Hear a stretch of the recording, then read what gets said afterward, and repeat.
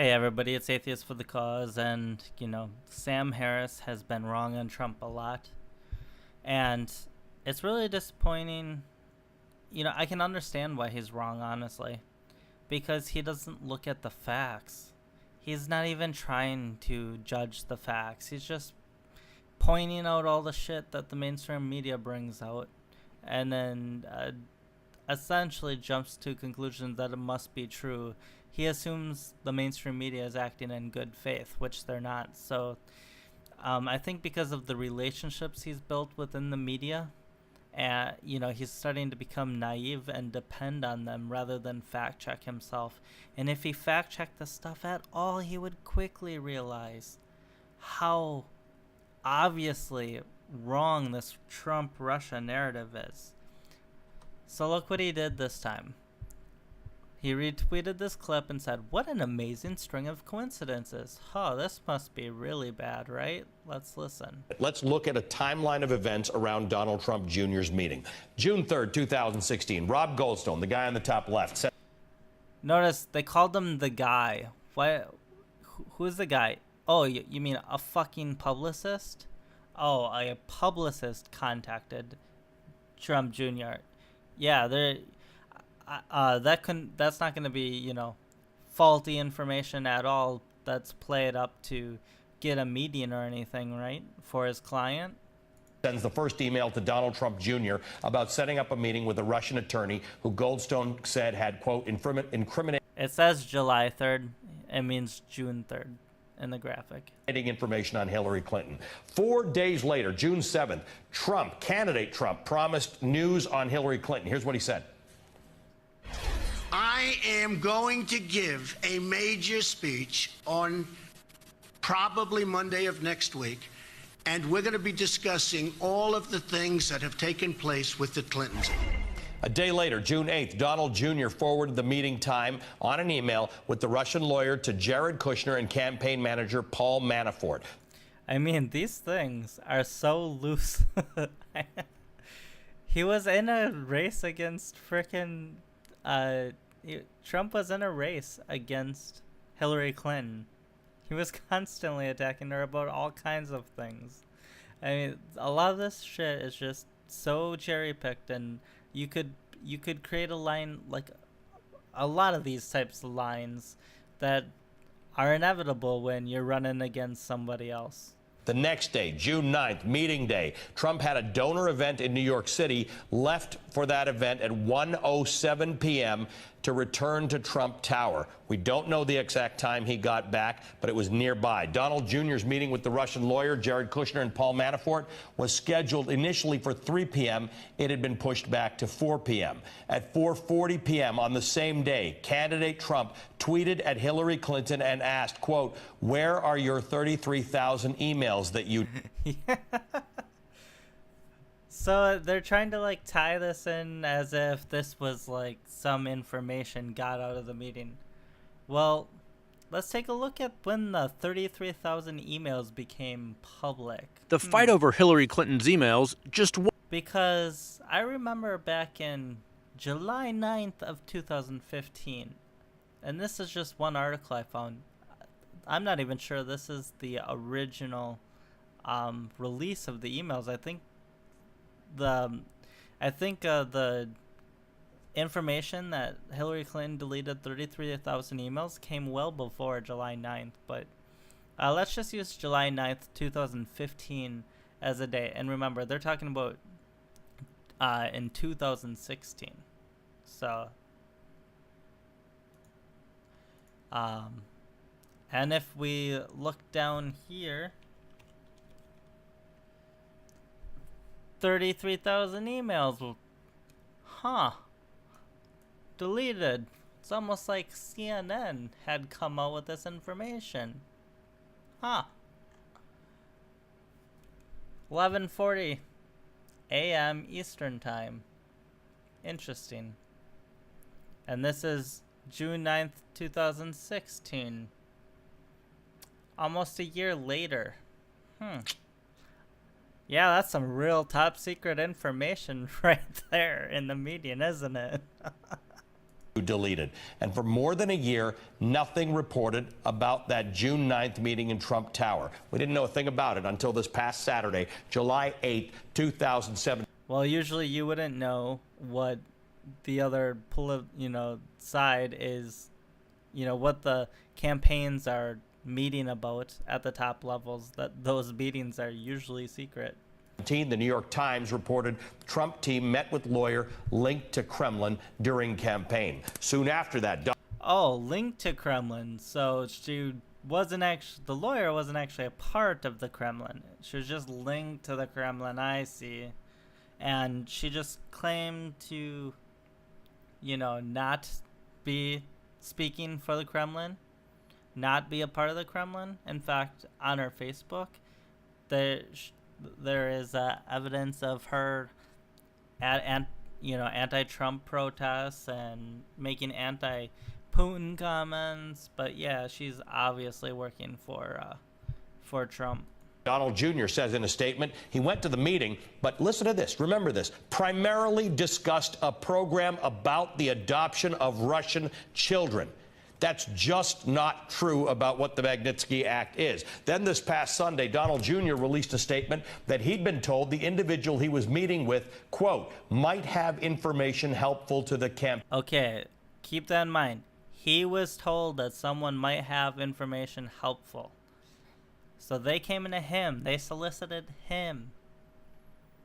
And today, we go all the way back to where it began. The first email on June 3rd, 2016 is revealed. Goldstone emails Donald Trump Jr. He wanted to give him information that was, quote, part of Russia and its government support for Mr. Trump. A few minutes later, Don Jr. wrote back, if it's what you say, I love it. Of course, if someone's saying, hey, I've got some dirt on Hillary Clinton, want to meet up, it's perfectly fine for him to say, yeah, I want to meet up. I'd love it. No wrongdoing there. And so I showed you the 3,000 emails, and some people are giving me this article about to show that, this breaks laws and all that kind of stuff. And it's Donald Trump Jr. makes a Russian connection. Now, here they say Donald Trump Jr. appears to be in real legal jeopardy. And when you read this, it's all kinds of caveats. Appears, potential, it's just ridiculous how many caveats there are to every single sentence.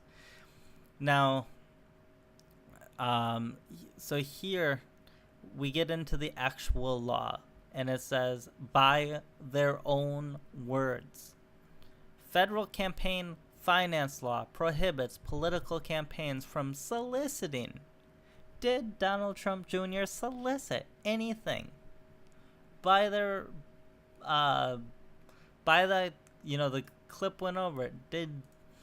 Did Donald Trump Jr. solicit anybody? No, they solicited him. Did he gain anything of value? No. From a foreign national? No, he didn't gain anything of value.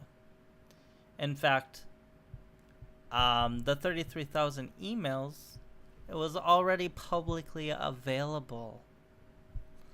And Donald Trump Jr. said that in other conversations that basically she didn't have anything interesting and to say about Clinton, and it was all basically a pretext to try to talk about the adoptions. And a false pretext. Now, I did look up the penalties for that the FEC could impose for violations of the law, and this is on. I was looking up campaign finance laws, and it says most violations of the Federal Election Campaign Act (FECA) result in civil penalties. Fines arrived at through a conciliation process. Knowing and willful violations of certain FECA provisions can lead to imprisonment. Now, this certainly would not be knowing and willful violations because he released these emails himself. If he thought he was guilty of something, he certainly wouldn't have released these emails. So he obviously didn't. If he did break a law, it was certainly accidental. But he didn't break a law. But if he did, it was accidental. The FEC has exclusive, so we're talking about civil penalties. So you have to keep this in mind, because they're playing this up like this is such a huge deal. This is their attempt to save face. They couldn't find collusion, and they couldn't find anything serious to put him in jail over or anything like that. So they're trying to stretch it to be campaign finance laws. They're trying to find any little thing they can, and they haven't been able to find anything. And so now they're stretching this out, and it's a bunch of bullshit, and Sam Harris is fucking pushing this. What an amazing string of coincidences. Yeah, that, you know, the people within the Trump campaign would all meet up and talk about Hillary Clinton and go their own ways, and they would fucking, you know, talk about information already publicly available, and that Donald Trump Jr. would have a meeting with someone that their publicist said, you know, they wanted to have a meeting and they had dirt on Hillary Clinton. So yeah, what an amazing string of coincidences. None of this is damning at all. At all. And none of this is really that specific. It's just a couple of events they strung together to make it sound like some exceptionally rare string that happened that is really important, and that's just not the case. Now, if Sam Harris did any fact checking on this at all, he would understand how not important this was, but he doesn't, and frankly, he's hurting his credibility to me. I can't believe I'm saying this about Sam Harris, but what else can I do? He's pushed this for so long, and he's got so many people telling him, you're wrong on this, telling him why he's wrong on this. He's obviously not fact-checking. So what other choice do I have but to actually harm his credibility at this point and look at him as a less factual person than I used to? It's a pretty sad moment for me, to be honest. And I think for a lot of you, you're going down this path that we just can't trust Sam Harris like we used to be able to. He's getting intellectually lazy, and he's getting tied to this in a way that I personally think it's because of trust he's putting in people, in the wrong people. And we'll see how Harris acts from here. I'm really excited for his interview with Scott Adams. Maybe Scott Adams can get through to him a little bit. But man, this Russia-Trump narrative is going nowhere fast. Have a good one, guys.